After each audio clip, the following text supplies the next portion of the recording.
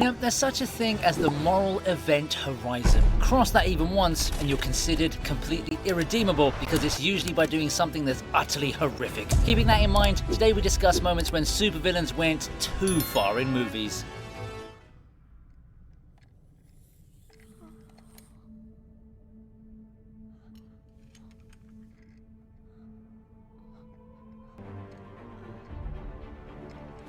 I've probably never wanted to see a villain die as much as I did with the High Evolutionary. It actually goes on to show how awesome he was as an antagonist, and let's be honest here, the MCU really needed someone like him to bring back some sort of respectability to the franchise. This dude was so devoid of emotion that James Gunn completely ruled out any kind of redemption arc for him. The moment that really got to me was when he got rid of Lilo in front of Rocket Raccoon. Like, bro, I know you want to show that you're evil and stuff, but a simple punch or kick would have also done the job. On a serious note, this was a heartbreaking scene and really got the tears flowing, but at the same time, Chukwudi Iwuji deserves a lot of praise for nailing his role to the T. Let's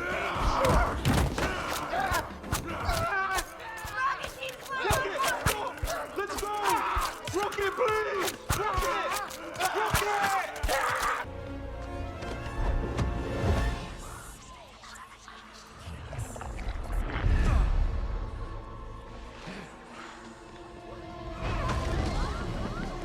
It's 2023, and by now, we're all sick and tired of the zombie apocalypse genre, aren't we?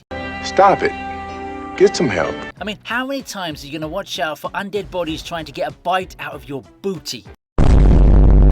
Body. Well, Fury of the Gods decided to give us a unique perspective when Hespera and Calypso turned all those innocent visitors into zombies after breaking into the museum. Yeah, it was a PG-13 film, so they couldn't show blood and guts, but the whole whispering into the ear gag was an interesting take in an otherwise, well, not so interesting movie. It was pure evil though, wasn't it? I mean, what on earth did those poor visitors ever do to you women? What'd I do? What'd I do? What was the need to go Medusa on them and turn them into stone either? I guess it's true what they say, hey, hell hath no fury like a woman scorned.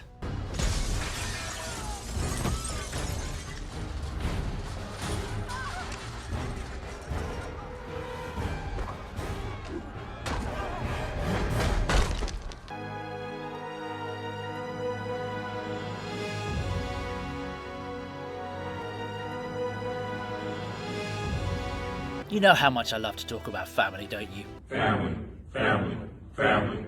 Unfortunately, Thanos doesn't feel the same way, because the man literally sacrificed his own daughter just for the sake of the Soul Stone. I understand that you've got to risk it to get what you want, but bro didn't even flinch when it came to getting rid of Gamora. On the one hand, we got to know that Thanos treasured her the most, which is kind of sweet, but all of that went to immediate waste when he threw her into a pit of nothingness right after. I swear to God, for a guy who cries during any family bonding scene, that was a tough pill to swallow for me, man. I have a question for Thanos though. Was it worth the effort, bro? Was it? Well, he did get what he wanted by the end of the movie, so I guess the answer to that would be yes. Did you do it? Yes, What did it cost? everything. You will never rule Xander. No. I will cure it!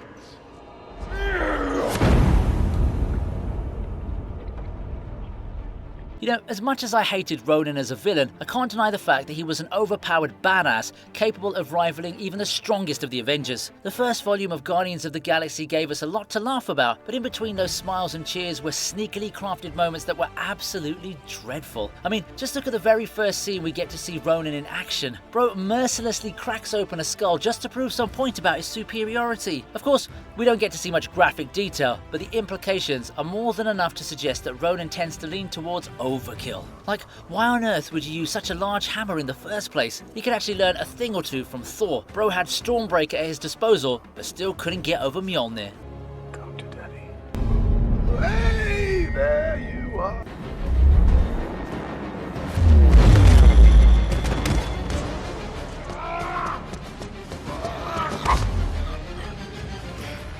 Win the war. For the sake of our planet's survival, a deal had to be made with Megatron.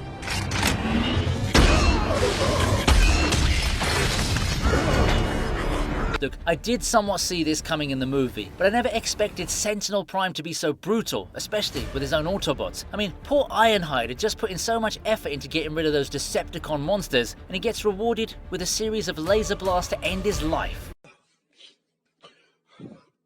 Or shut down his system. I don't know how robots die, alright? You get the point. We've seen stuff like this countless times before though, right? The part where the supposed good guy turns out to be the bad guy is a tried and tested trope, but for Sentinel to be so dismissive and merciless actually made him a more threatening villain than Megatron. Yeah, I know who Optimus Prime would consider as his main enemy, but to have your own team member score an own goal by destroying the goalkeeper, that's a touch too far in my books.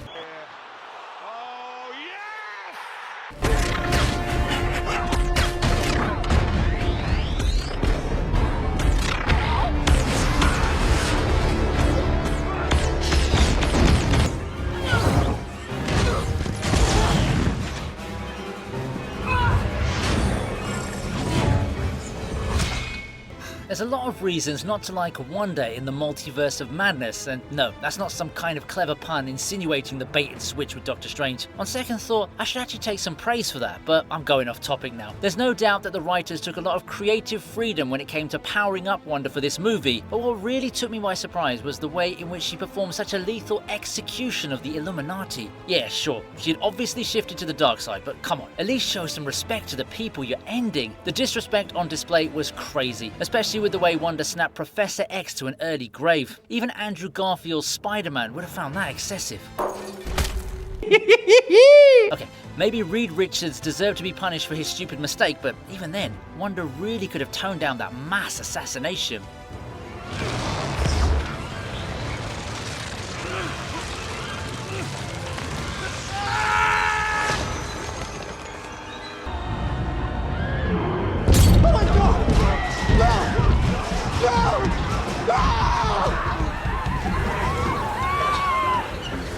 Dr. Sivana might not be remembered as an iconic villain in the same way as a Joker or a Thanos, but he does have some merits to his devious methods. For example, let's take a look at the boardroom scene where he seamlessly massacres everyone, including his own father and brother. Getting rid of innocent people is bad enough already, but Sivana decides to give us a double whammy of patricide and fratricide. Yes, that's what it's called. Of course, this is something you'd expect from him because he never really looked like he knew what empathy meant. Honestly speaking, he already went far enough by summoning the 7 deadly sins to do his bidding, so the familial murders easily took him over the benchmark. But seriously, what's with all these villains killing their family members? Do you not like the Fast and Furious franchise? Is that it?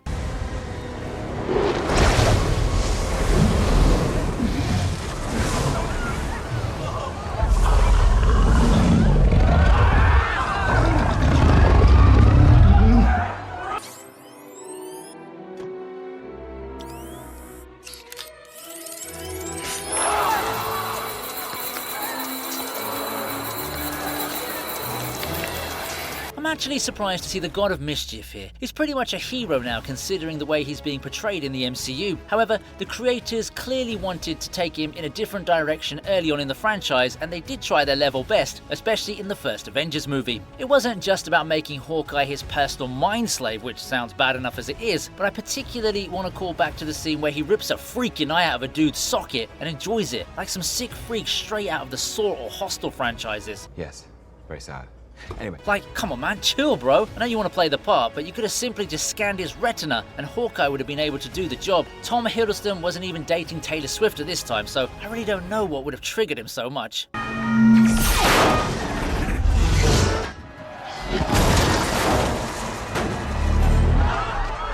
Kneel before me.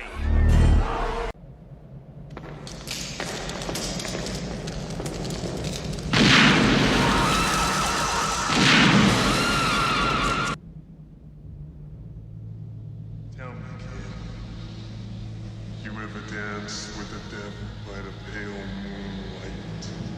I'm a little conflicted on this one because, yes, it's an extreme act of violence, but at the same time, it's the reason we have Batman. Fighting crime might be easy for him now, but the OG 1989 Bruce Wayne would have never lived this life had it not been for the demise of his parents. He has the Joker to blame for that, but if you look at it on the brighter side, you can also thank Jack Napier for giving him his origin story. Actually, you know what? I don't think losing your mom and dad can ever be topped as a traumatic experience. Also, the whole "have you ever danced with the devil in the pale moonlight" line would definitely leave scars that even Catwoman could never even heal. Let's go, Jack! See you around, man.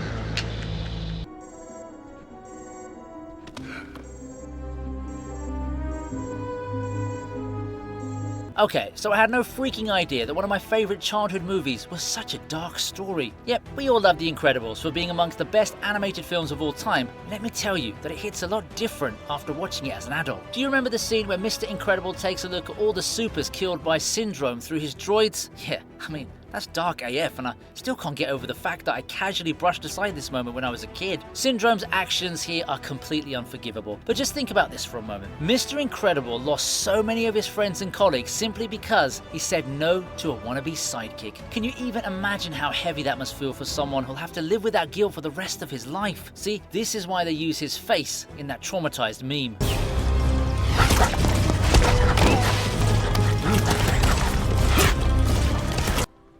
Are you okay? Somebody help! I need an ambulance! Please! Somebody! What happened? Nothing happened. You're okay. You're okay. May. May. What are you doing? May, please, will you just wake up and talk to me, please? Okay, so this one felt really personal. Out of all the people they chose to end in this movie, why on earth did it have to be Aunt May? I mean, she's such a nice person, and this totally has nothing to do with the fact that she's wifey material. Green Goblin really took things a bit too far with this one, and I'm never gonna forgive him for this. Heck, I won't even forgive Norman Osborn for allowing his split personality to commit such a crime. Yep, I know he initially wanted to destroy Spider-Man, but if you think about it, the Goblin did succeed by ending Aunt May's life like that. Of course, Peter Parker would have been devastated to see this happen in front of him, but trust me, all the dudes in the cinema halls were very upset after watching this scene for the first time.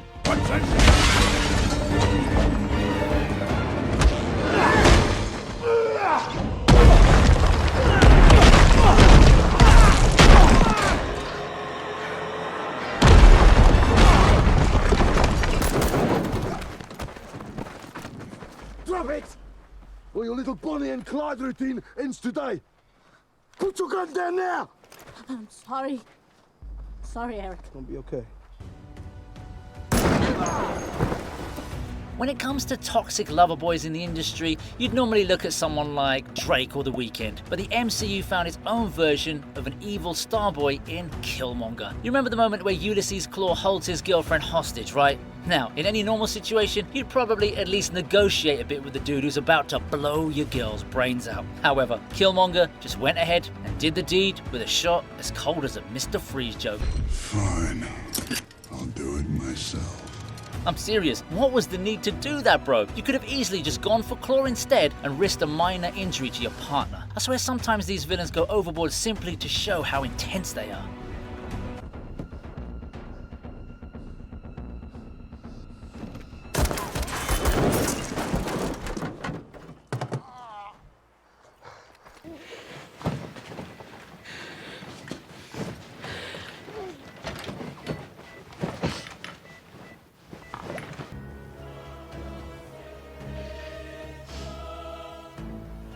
Yes, the hate against family members continues in this video, and we're dealing with matricide now. Just so you know, I'm a certified mama's boy, so this particular entry rubs me the wrong way. I can understand why Arthur would have been pissed at his mom for all the deceptive lies she's been feeding him throughout his life, but I think the healthy way to deal with it is to have an argument. However, bro wanted to tap into his Giga Chad vibes, so he straight up offed his own mom in a hospital bed. What she did was bad, but what the Joker did was a whole lot worse. Sure, even I want to be related to Batman in some way or the other, but I don't go around killing people when I come to terms with the truth. On a serious note though, Joker wasn't an easy movie to watch, and I for sure would never recommend it to the faint-hearted.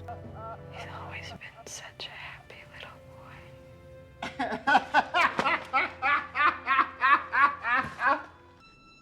They're gone.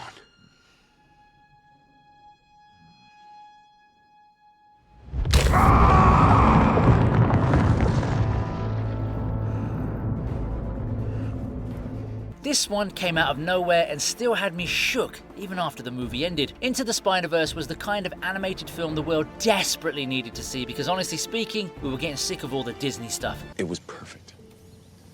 perfect. Having said that, the movie pulled off a feat that no other Spidey flick has ever done before. It killed off Spider-Man. Well, one of them, but it's still a Spider-Man nonetheless. We all know that Kingpin is a pretty strong guy, but to be able to end Peter Parker's life with a single whack was literally unbelievable. Wilson Fisk might have had a noble intention behind his plan, but that most certainly doesn't justify what he did to Spider-Man. Can you even imagine what poor Miles Morales must be going through? Poor kid just saw his idol getting massacred by a dude as strong as a tank.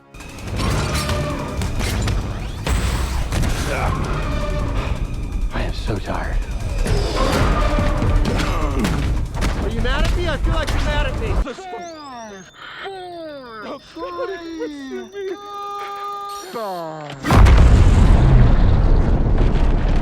You know, it's nice to see how Batman's villains like to take cues from each other. The Joker crashed a party. Good evening, ladies and gentlemen. Bane crashed a plane. And then the Riddler crashed a funeral. This scene is essentially divided into multiple sections, with the crashing bit serving as the introduction to an even more tumultuous sequence. Once again, I will point out that Mr. Coulson was worthy of punishment for his corrupt crimes, but blowing off his head would probably steer into the overkill category. The thing with the Riddler here is that he doesn't just murder Coulson, but also tortures Batman in the most humiliating manner. The feeling of hopelessness in the face of certain death is something nobody should ever wish upon anyone else, but the Riddler clearly had other intentions in mind.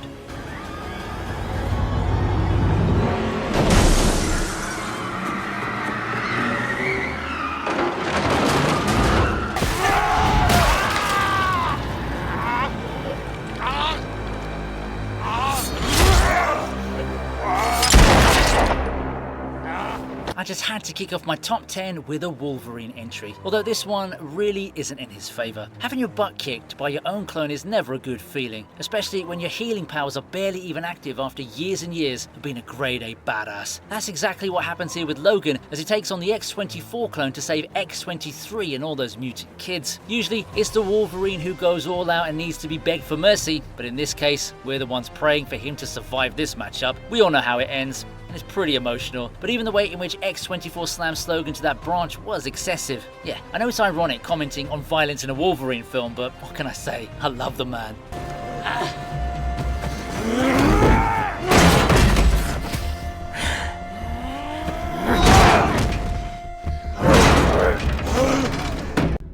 Thank you, good doctor. Now, this bomb is armed.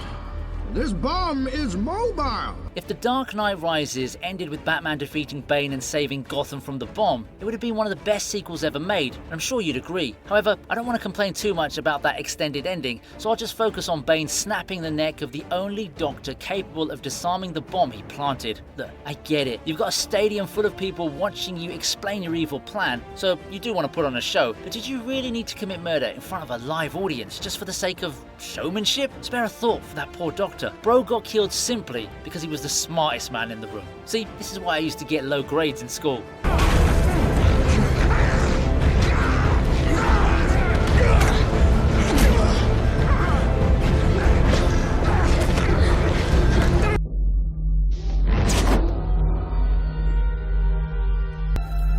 What the hell do you want with me? You? What you bought? Whoever said I wanted you?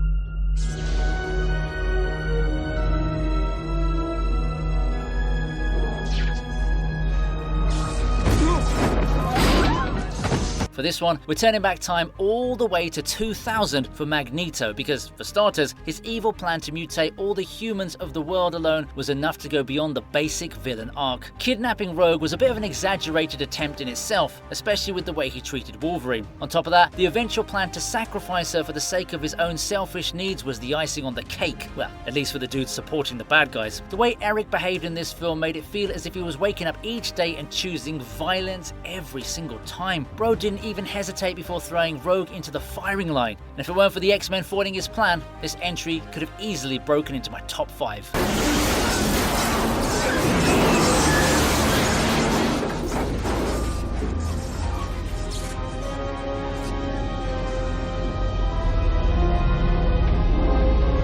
It broke my heart to put that tumor in her head.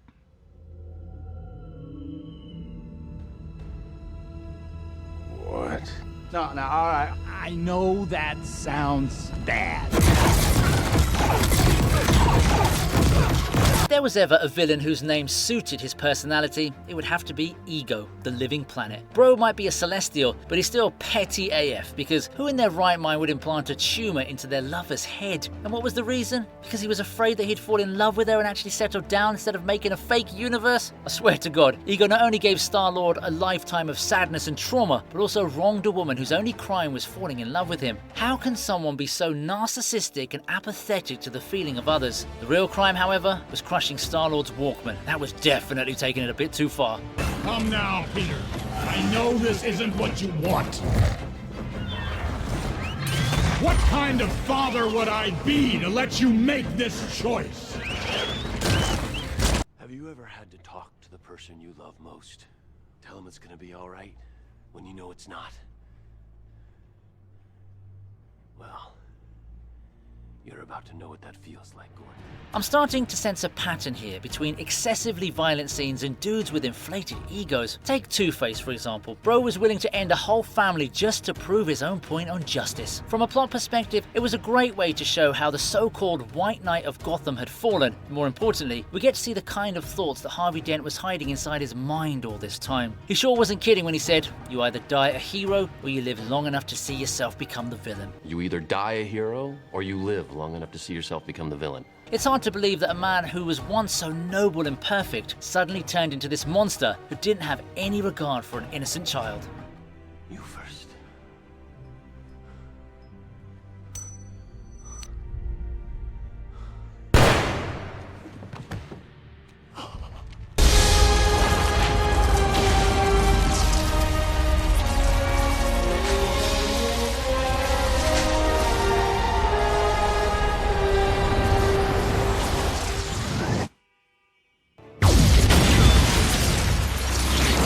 When it comes to genocidal jerks, I'm sure we can all name at least one or two freaks off the top of our heads. In the film world though, there aren't many that come close to Ozymandias, who wanted to pull off a plan so grand that he was willing to sacrifice millions of people in the process. After looking at the conversation between him and Night Owl, it kind of made me wonder if it served as some kind of inspiration for Thanos. I mean, killing millions to save billions does sound like something that would motivate an overpowered villain into snapping half the universe into extinction. Also, it sure looked like Ozymandias knew his math. Bro even put his plan into motion 35 minutes before he declared it. Nuclear war, human extinction.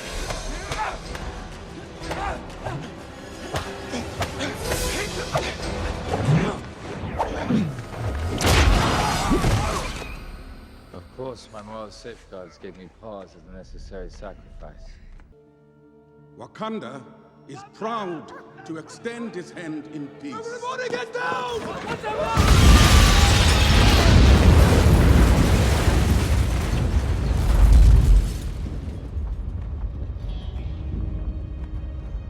You must be thinking that a list like this would only include excessively strong villains imposing their power upon those weaker than them. Well, if you consider the way Zemo managed to execute his grand scheme at the Vienna conference, I'd say he's more dangerous than most villains with superpowers. Ending T'Chaka's life, triggering Black Panther, instigating Iron Man and Captain America to turn on each other, this was all the work of a genius. But what really puts him this high on the list is the fact that he has no concern for the collateral damage caused by his plans. I was tearing up when T'Challa was holding his father's body in his arms, but Zemo only cared about revenge on the Avengers, and that's as cold as a human being can get.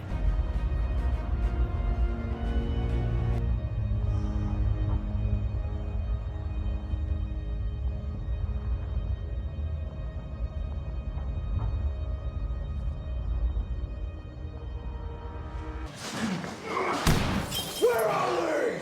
Killing is making a choice. Where are they? Choose between one life or the other.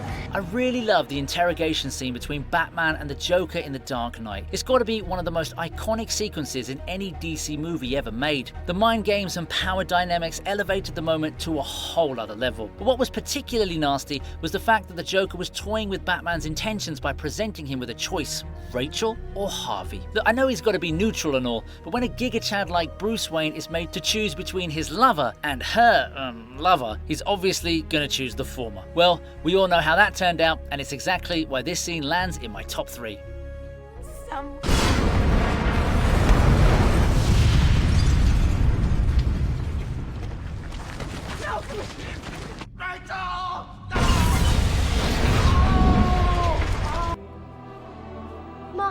Skywalker. There are too many of them. What are we going to do?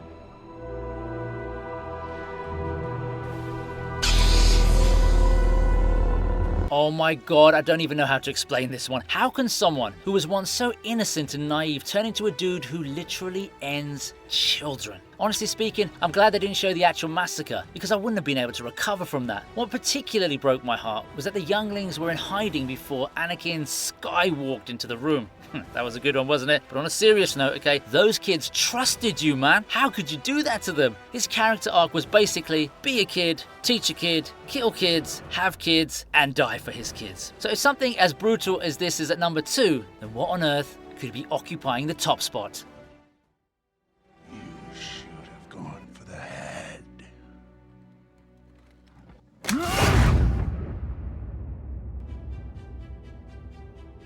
I did mention him earlier in a couple of entries, so you should have figured that he was going to show up somewhere. There really isn't any competition for a guy who literally vanquished half of the freaking universe. That's billions of lives gone with just a snap. I don't think anyone can comprehend how tragic that is. We spent the entirety of the Infinity Saga watching movies and building favourite characters, but all of that went to waste with a simple flick of the Mad Titan's fingers. It is pretty much the worst possible damage that a single being can inflict upon the universe, so it makes sense to have Thanos taking the number 1 spot. The real culprit though is Thor, because he really should have gone for the head and ended everything right there and then. Bro managed to overpower all the Infinity Stones, couldn't even land a clean strike.